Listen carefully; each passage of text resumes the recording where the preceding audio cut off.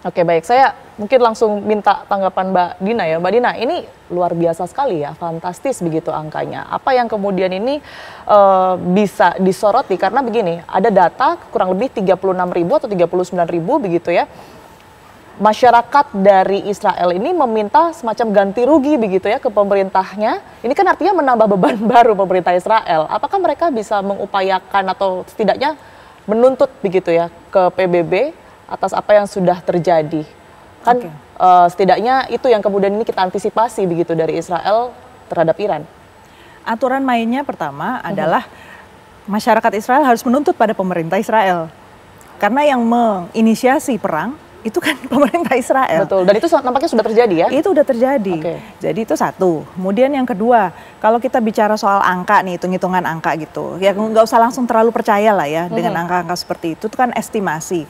Kalau orang ngeluarin angka, itu biasanya kan demi tujuan ada kerjasama gitu. Dan kita tahu minta sama PBB, loh PBB ini per bulan Maret 2025 yang bayar iuran tuh cuma 40% dari anggota yang 192 negara itu.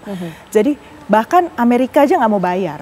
Nggak ada solusi juga berarti ya? Jadi kan dibangkrutkan sendiri oleh member states gitu kan, ibarat kasarnya begitu. Jadi kalau kita bicara tentang orang Israel menuntut ini, pertanyaannya sebenarnya kalau di hukum internasional itu ada yang namanya customary law. Customary law itu sebenarnya jelas harus ditegakkan lebih dulu daripada hukum perang. Nah, si Israel ini kan hukum perang aja dia langgar, orang telah terjadi genosida kan, sipil segala macam secara membabi buta dia libas gitu kan. Apalagi customary law. Customary law itu tatanan yang bahkan tidak tertulis, penghormatan kepada negara lain, bahwa negara lain itu equal, bahwa kalau mencari jalan damai kamu nggak boleh mengejek negara lain gitu. Jadi cara-cara yang seperti itu jelas tidak ditegakkan oleh Israel. Jadi seharusnya dunia internasional tinggal bilang oh begitu gitu. Baik, Pak Slamet, itu kalau dari pandangan hubungan internasional begitu dan apa yang kemudian bisa diupayakan, tapi kalau dari sisi militernya, angka yang lumayan fantastis yang kemudian dikeluarkan oleh Israel, Anda melihat memang peran yang dilakukan oleh Iran ini cukup efektif begitu?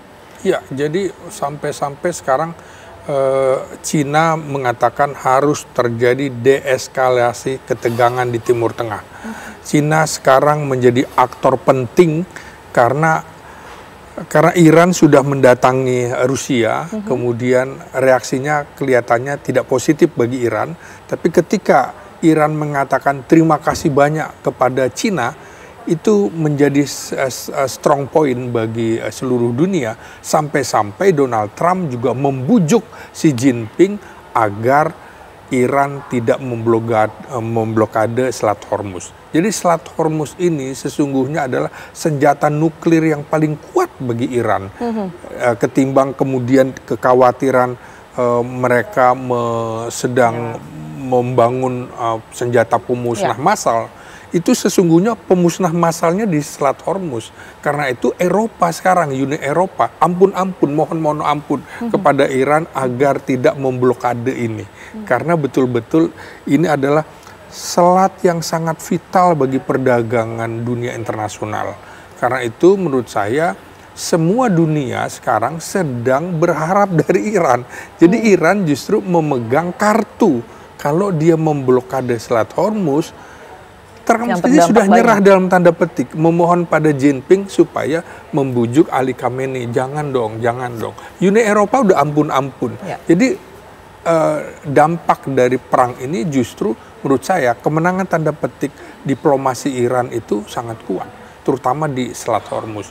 Dan saya kira juga Iran juga berpikir bahwa kalau dia memblokade, dia akan menjadi musuh bagi dunia internasional, termasuk di Asia.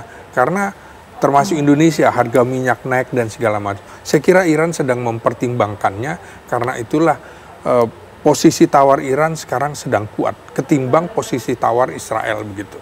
Bisa diartikan juga bahwa memang dalam hal ini Iran sudah bisa membuktikan atau bisa memenangkan begitu ya strategi untuk menekan secara militer maupun juga psikologis begitu. Iya betul, karena itu Iran tidak langsung menyerang, tapi proksinya seperti Houthi masih menyerang sampai sekarang, sampai hari ini menyerang Israel. Itu untuk menandakan bahwa kami ini belum menyerah. Proksi aja bisa lakukan itu, apalagi kami. Kira-kira begitu. Oke, baik, Mas Yanuardi. kalau kondisinya Israel katakanlah memang sudah rugi triliunan begitu ya, Anda melihat akankah Israel ini lebih smooth begitu ya mainnya, artinya lebih jaga-jagalah, menahan diri untuk tidak melakukan serangan-serangan, atau bahkan ada sesi balas dendam yang akan dilakukan nanti? Kalau kita lihat dari sejarah, saya tidak yakin Israel akan tetap berdiam diri. Saya melihat kemungkinan akan terjadi eskalasi kembali. Karena dalam sejarah kita lihat selalu ada saja aksi yang dilakukan oleh Israel. Sekalipun ekonominya sudah terseok ya? Iya, iya. Tapi kan dia akan di-backup oleh Amerika Serikat.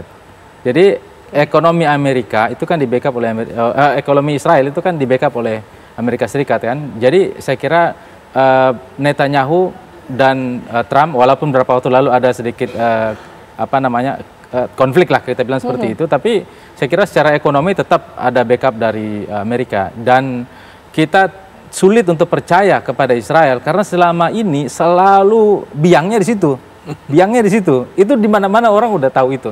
Maka menurut saya sekarang ketika masyarakat Israel menuntut agar ganti rugi ya, hitungan kasar saya itu kerugian gara-gara perang 12 hari ini sekitar 512 triliun untuk rupiah kita. Itu meliputi kerugian langsung kayak rumah-rumah hancur dan lain sebagainya, dengan kerugian yang tidak langsung kayak orang di PHK, termasuk ada sekitar 100.000 ya, ada 100.000 orang Palestina yang bekerja di Israel. Itu kan di PHK semua itu. Jadi orang-orang Palestina kan banyak juga yang kerja di state Israel kan, itu di PHK semua, dan kerugiannya sekitar itu. Nah menurut saya kita sulit untuk percaya kepada Israel untuk dia akan benar-benar taat kepada ceasefire ini, tapi kita tetap berharap bahwa dia bisa taat untuk itu. Oke, baik. Ada potensi serangan balik gitu ya, tapi nanti akan secara langsung atau dengan menggunakan proses, misalnya menggunakan Hizbullah atau dengan Houthi begitu? Kalau serangan lewat proksi Iran itu kan tetap terjadi sampai sekarang ya. Artinya kan poros perlawanan Iran itu kan ada Houthi, ada Hizbullah, ada juga di Suriah, ada juga di termasuk Hamas ya yang sampai sekarang masih eksis ya. Masih ada puluhan orang kan yang masih ditahan oleh Hamas. Artinya serangan Iran terhadap Iran dan proksinya terhadap Israel masih terus ada, tapi saya kira kita tetap berharap agar